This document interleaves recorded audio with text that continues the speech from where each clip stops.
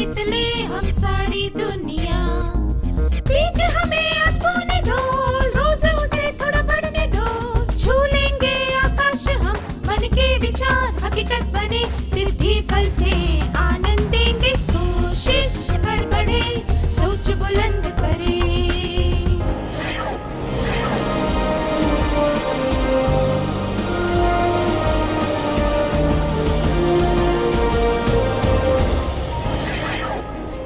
नमस्ते छात्रों, आप सबको देखकर खुशी हुई।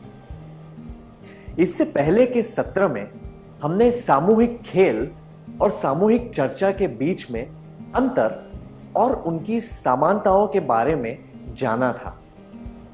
हमने यह भी सीखा था कि सामूहिक चर्चा में कैसे भाग लेना चाहिए और चर्चा को असरदार बनाने के लिए क्या करना चाहिए। इस सत्र में हम सीखेंगे कि चर्चा में भाग लेने वाले सदस्यों का मार्गदर्शन कैसे किया जा सकता है। क्या आपने कभी किसी खेल कूद के प्रशिक्षक को ध्यान से देखा है? वह खिलाड़ियों को किस तरह प्रशिक्षण देता है? प्रशिक्षक भी खिलाड़ियों के साथ साथ खेलता रहता है। इसी तरह हम भी सामूहिक चर्चा में भाग लेते हुए चर्चा को एक दिशा दे सकते हैं। मुझे यकीन है कि आप सबने इंद्रधनुष तो जरूर देखा होगा। कृपया 5-5 लोगों के समूह बनाकर बैठ जाएं। समूहों में आपको इंद्रधनुष के अलग अलग पहलुओं के बारे में चर्चा करनी है। वैज्ञानिक, साहित्यिक, भावनात्मक और सौंदर्य से संबंधित। आप इन सब बातों के बारे में चर्चा कर सकते हैं। इंद्रधनुष कैसे बनता है? इसके रंग कितने मनमोहक होते हैं? इंद्रधनुष पर लिखी गई कोई कविता, इंद्रधनुष को देखकर मन में आने वाले विचार इत्यादि।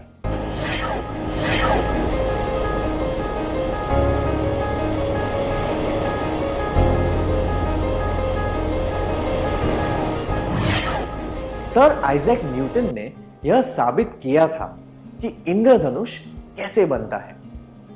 जब सूर्य की रोशनी वायुमंडल में पाई जाने वाली पानी की बूंदों से होकर गुजरती है तो उसके रंग बिखरकर इंद्रधनुष के रूप में नजर आते हैं। जब हम आंखों से सफेद रोशनी को देखते हैं तो उसमें कोई भी रंग नजर नहीं आता, पर जब रोशनी पानी को बूंदों या प्रिज्म से होकर गुजरती है तो उसके रंग बिखरकर 7 रंग के पट्टों की तरह दिखते हैं। उसी तरह हम सब में बहुत से गुण होते हैं।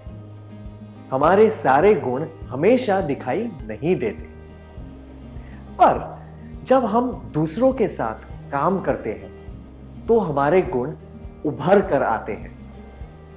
उदाहरण के लिए, जब हम सामूहिक चर्चा में भाग लेते हैं तो हमारे ये सब गुण नजर आते हैं। प्रोत्साहन देने का कौशल, समझौते करवाने का कौशल, नेतृत्व करने का कौशल, स्पष्टीकरण और सारांश करने का कौशल, पहल करने के कौशल, मूल्यांकन करने के कौशल, सारी बातें दर्ज करने या ठीक से लिखने के कौशल।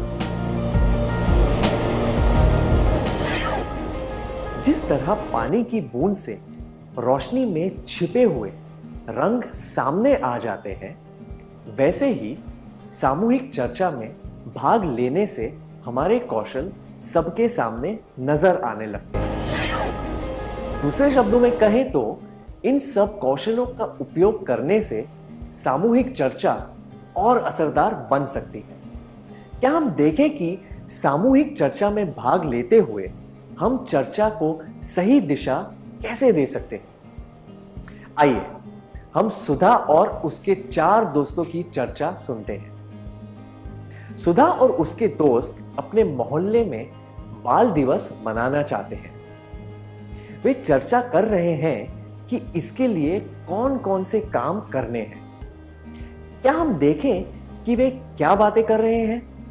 सीमा, क्या हम लतिका, या फिर कुछ खेल?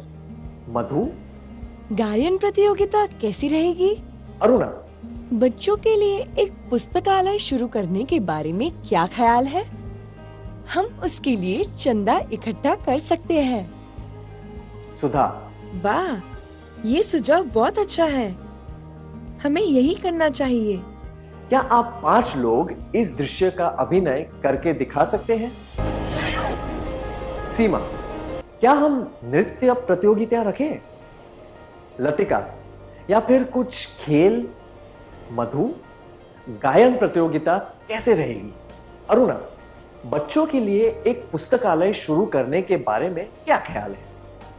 हम इसके लिए चंदा इकट्ठा कर सकते हैं। सुधा, वाह, यह सुझाव बहुत अच्छा है। हमें यही करना चाहिए।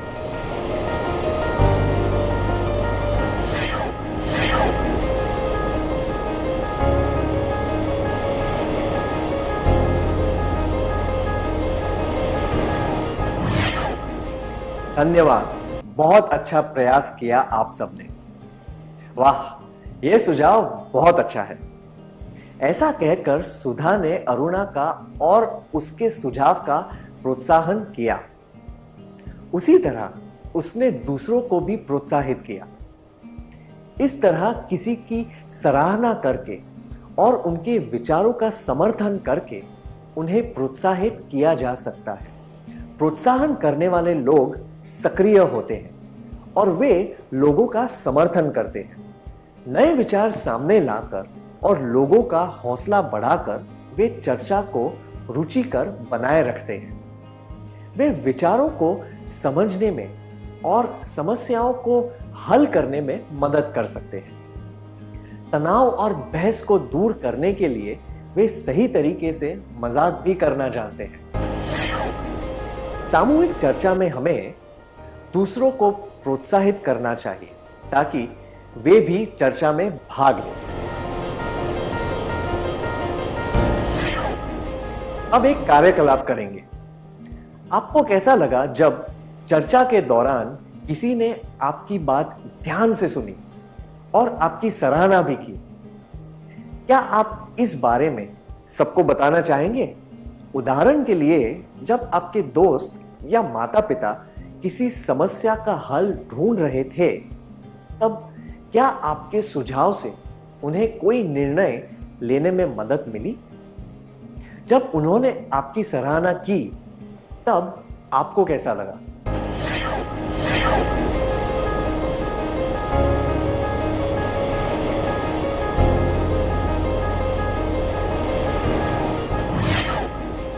धन्यवाद। आइए देखते हैं कि सुधा और उसके दोस्तों की चर्चा में क्या हो रहा है। अरुणा, हमें बाल पुस्तकालय के लिए चंदा इकट्ठा करना चाहिए।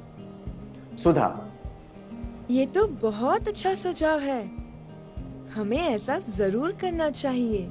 सीमा, पर मुझे तो इसमें कुछ भी उपयोगी नजर नहीं आता। मधु, तुम ऐसा क्यों कह रही हो?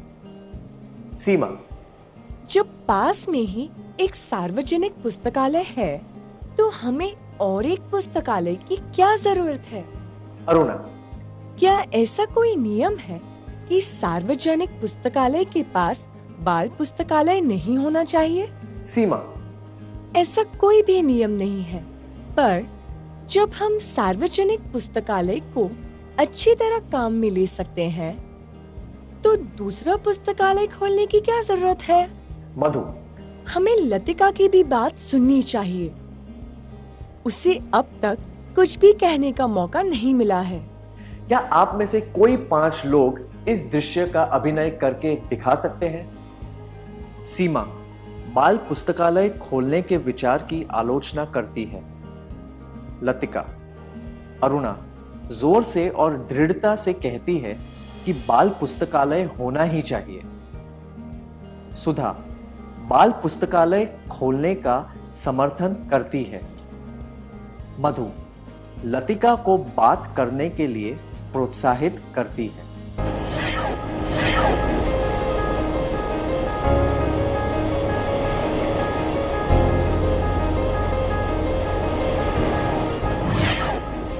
धन्यवाद। हमने देखा कि जरूरत पड़ने पर मधु हमेशा बीच में आकर स्थिति को संभाल लेती। सीमा ने जब आलोचना की तब मधु ने कहा, तुम ऐसा क्यों कर रही हो? और उसने लतिका को भी बात करने का मौका दिया। मधु बात को बिगाड़ने नहीं देती। इस तरह वह एक समझौता करने वाले की भूमिका निभा रही थी। समझौता करने वाले लोग सामाजिक स्वभाव के होते हैं। वे ऐसे लोगों को सबके सामने लाते हैं जो अपने शर्मीलेपन की वजह से ज्यादा बात नहीं कर पाते। वे लोगों को अपनी बात कहने का अवसर देते हैं। समझौता करवाने वाले लोग दूसरे के साथ मिलकर अच्छी तरह काम कर पाते हैं और समूह को एकजुट रख के मदद करते हैं। वे सहनशील होते हैं और दूसरों के साथ अच्छे रिश्ते बनाकर रखते हैं। वे सब्र से काम लेते हैं और व्यवहार कुशल होते हैं। उन्हें दूसरों की भावनाओं और जरूरतों की समझ होती है। वे किसी भी झगड़े को आसानी से सुलझा पाते हैं। वे अड़ियल लोगों से भी काम निकलवा लेते हैं क्योंकि वे गुस्से से नहीं बल्कि दृढ़ता से बात करते हैं। अगर मधु बीच में नहीं आती तो अरुणा और सीमा की बातचीत झगड़े में बदल सकती थी। इसीलिए सामूहिक चर्चा के दौरान बहस और झगड़ा नहीं करना चाहिए। एक दूसरे की बात को समझकर एक मत होने की कोशिश करनी चाहिए। सामूहिक चर्चा में हमें दूसरों को प्रोत्साहित करना चाहिए ताकि वे भी चर्चा में भाग लें। एक दूसरे के साथ बहस करने के बजाय एक मत होकर कोशिश करनी चाहिए।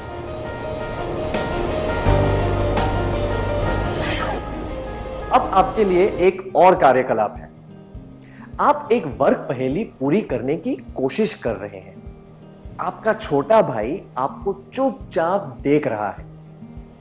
पहेली में एक ही शब्द भरना बाकी है, पर आपको कुछ समझ नहीं आ रहा। आप जल्दी से पहेली खत्म करना चाहते हैं। आप अपने भाई से पूछते हैं, तुम कब से मुझे देख रहे हो? क्या तुम्हें पता है कि यह शब्द कौन सा हो सकता है? वह कुछ सुझाव देता है और उससे आपकी पहेली पूरी हो जाती है। क्या आपने कभी किसी शर्मीले या शांत व्यक्ति को किसी चीज में भाग लेने के लिए प्रोत्साहित किया है? भाग लेने पर क्या उन व्यक्तियों ने कोई सराहनीय काम कर दिखाया है? क्या आप ऐसे अनुभव के बारे में सबको बताना चाहेंगे?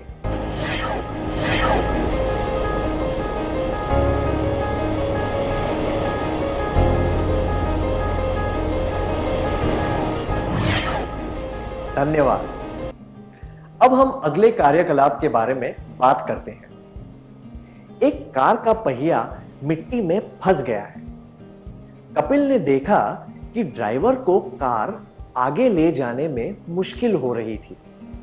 उसने पास खड़े लोगों को ड्राइवर की मदद करने के लिए बुलाया। सब मिलकर कार को पीछे से धक्का मारने लगे। कपिल वहीं खड़ा होकर इस तरह निर्देश देने लगा, हाँ, अब जोर से धक्का लगाओ। अरे जोर से, जरा रोको। वह ड्राइवर से भी कह रहा था, गियर बदलो, हाँ, अब गाड़ी को आगे बढ़ाने की कोशिश करो, इत्यादि। क्या आप चारों इस दृश्य का अभिनय करके दिखा सकते हैं?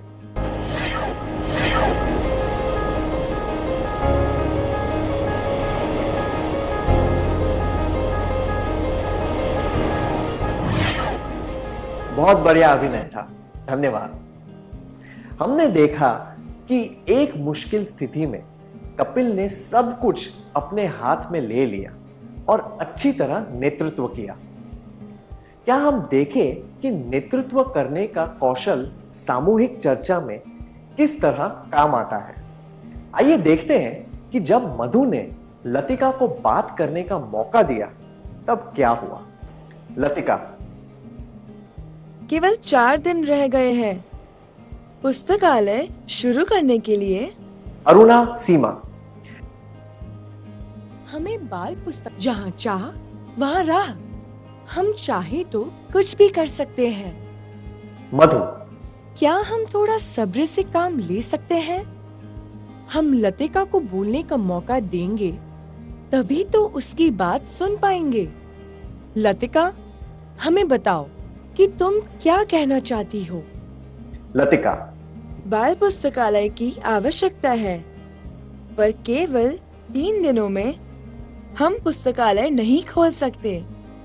हमें जगह चाहिए, किताबें चाहिए।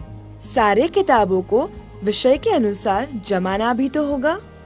इतना काम हम 3 दिनों में नहीं कर पाएंगे। क्या 5 लोग यहां आकर इस दृश्य का अभिनय करके दिखा सकते हैं? लतिका बता रही है कि 3 दिनों में पुस्तकालय शुरू करना मुश्किल है। सीमा लतिका की बात काट रही है। अरुणा लतिका की बात काट रही है। सुधा मधु अरुणा और सीमा को चुप करवाती है, लतिका को बात करने के लिए प्रोत्साहित करती है।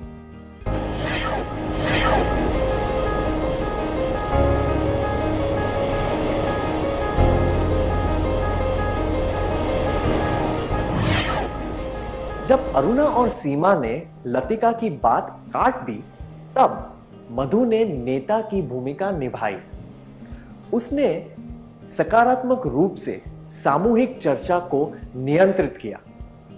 उसने न केवल चर्चा को बल्कि चर्चा में भाग लेने वाले लोगों को भी नियंत्रण में रखा। उसने पहल की और बाधाएं आने पर पूरी दृढ़ता के साथ सारी स्थिति को संभाला। मधु ने यह ध्यान रखा कि किसी भी तरह की बहस और उलझन न हो। मधु के जैसे नेता लोगों के गुणों को पहचानकर उन्हें सही तरीके से सामने ला सकते हैं। वे गुस्से या बल का प्रयोग किए बिना अपना काम कर लेते हैं। जब स्थिति ठीक न हो तो वे थोड़ा व्याकुल हो सकते हैं, पर वे सब कुछ सही परिणाम तक पहुंचाने में सक्षम होते हैं। इसीलिए उचित तरीके से सामूहिक चर्चा का नेतृत्व करना जरूरी होता है ताकि चर्चा का लक्ष्य पूरा हो सके। सामूहिक चर्चा में हमें दूसरों को प्रोत्साहित करना चाहिए ताकि वे भी चर्चा में भाग लें। एक दूसरे के साथ बहस करने के बजाय एक मत होकर कोशिश करनी चाहिए। जरूरत पड़ने पर नेतृत्व करना चाहिए। क्या अब हम सत्र में सीखी हुई बातों का सार संक्षेप कर लें?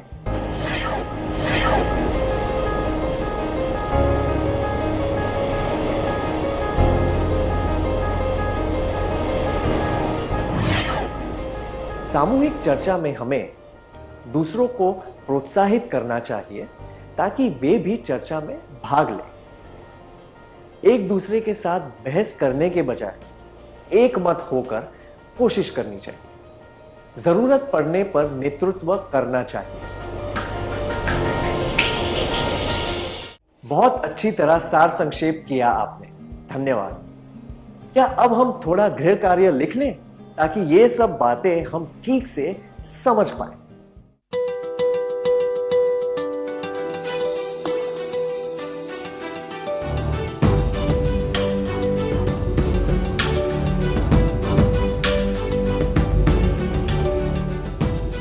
प्रश्न 1, आपने अपने छोटे भाई और दोस्तों के साथ एक नाटक देखा। अगले दिन आप लोग उस नाटक के बारे में उत्सुकता से चर्चा करने लगे। आपका भाई चुपचाप सारी बातें सुन रहा है आप क्या करेंगे? जवाब 1, चर्चा के बाद मैं उसकी सराहना करते हुए कहूंगी, बड़ों के प्रति सम्मान दिखाने का यह सही तरीका है। जब बड़े बात कर रहे हो तब चुप रहना चाहिए। 2, मैं उसकी तरफ ध्यान नहीं दूंगी।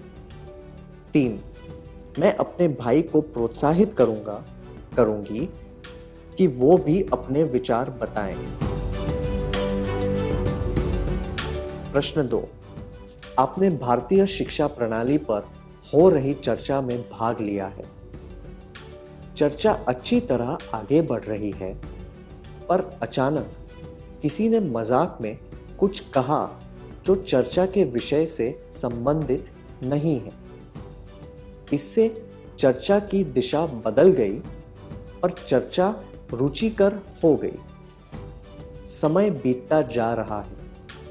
आप क्या करेंगे? जवाब 1, चर्चा को और रुचिकर बनाने के लिए मैं भी एक चुटकुला सुनाऊंगी। 2, मैं शिष्टता से बीच में बोलूंगी, क्या हम चर्चा के विषय पर ध्यान दें? मजाक तो बाद में भी हो सकता है, ताकि चर्चा फिर से सही तरीके से आगे बढ़ सके।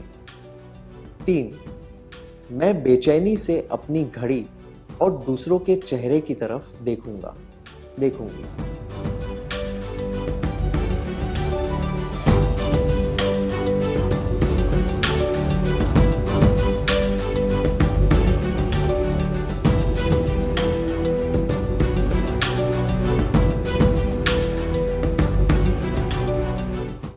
क्या आप अगले सत्र में आने से पहले यह गृह कार्य पूरा करके लाएंगे? तब तक के लिए अलविदा।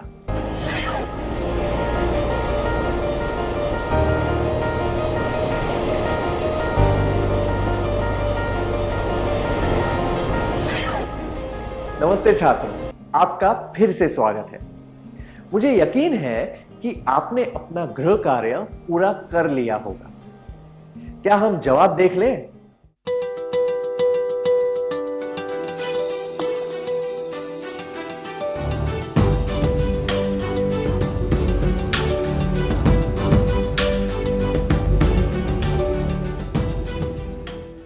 प्रश्न 1, आपने अपने छोटे भाई और दोस्तों के साथ एक नाटक देखा। अगले दिन आप लोग उस नाटक के बारे में उत्सुकता से चर्चा करने लगे। आपका भाई चुपचाप सारी बातें सुन रहा है।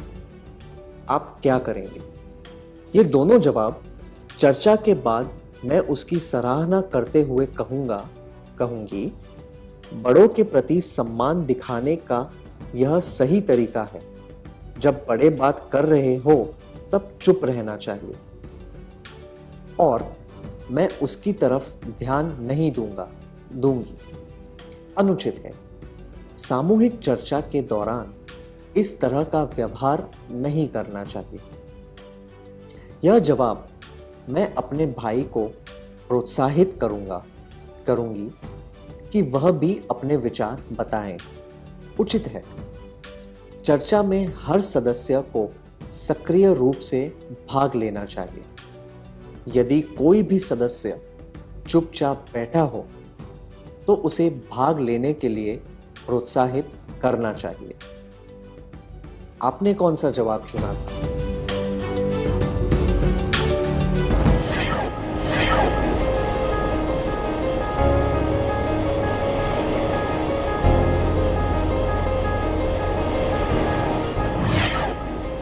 प्रश्न 2, आपने भारतीय शिक्षा प्रणाली पर हो रही चर्चा में भाग लिया है।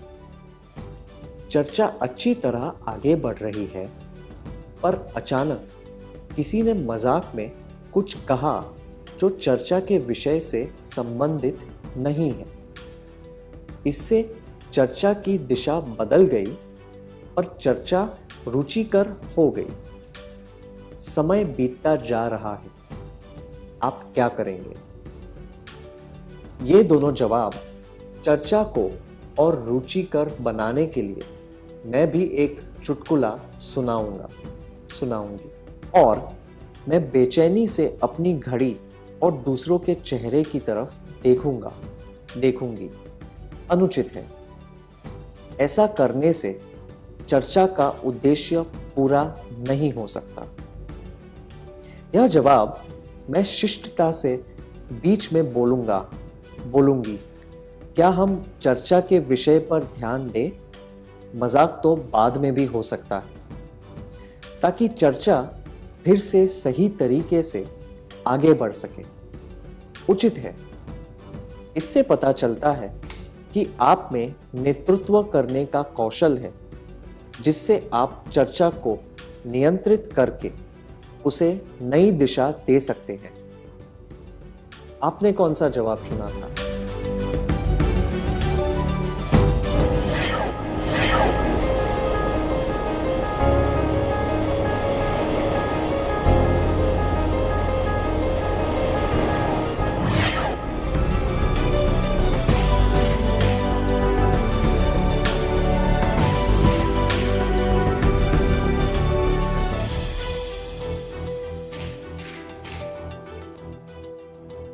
जिन छात्रों के सारे जवाब सही थे उन्हें बधाई हो।